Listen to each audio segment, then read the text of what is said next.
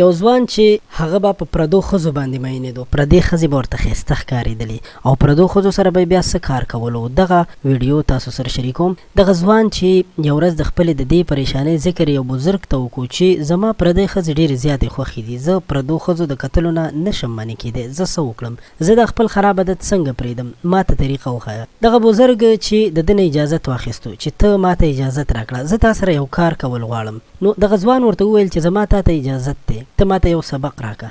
دغه ځوان ته یې د پیو یو ډک ګیلاس ورکو، ورته یې وویل چې دا په لاس کې ونیسه او په دې ډک بازار باندې ورشه. خپل یو 4 شاګردان چې ښه تندرست او مضبوط و هغه یې ورسره کړل. ورته یې وویل چې کله هم د ده نه د پیو یو ساس کې قطره غورځېږي، یعنې د دې ګیلاس نه غورځېږي، نو تاسو دا راونیسئ او ښه سمسم یې ووهئ.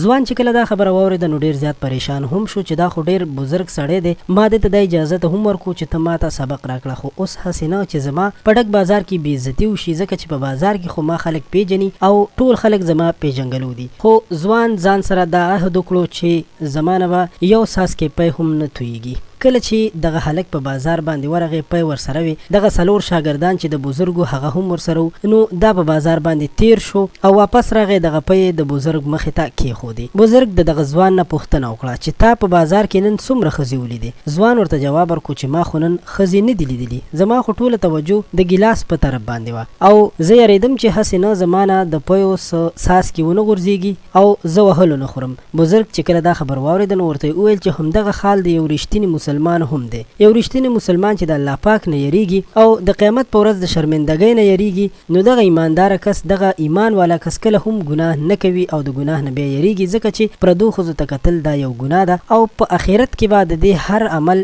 جواب ورکول کیږي. الله تعالی په قرآن پاک کې ارشاد فرمایي چې ایمان والاو ته ووایي چې خپل نظرونه ښکته وساتئ او د خپلو شرمګاهو حفاظت وکړئ. نو قدرمنو دوستانو، موږ به دا دعا کوو چې الله پاک دې زموږ ستاسو د حرام وړښت ته کتلو نه یا دغسې کار کولو نه مخ واړوي. الله پاک دې موږ تاسو ټولو ته هدایت را په برخه کړي. خپل نظر هم را سره ضرور شریک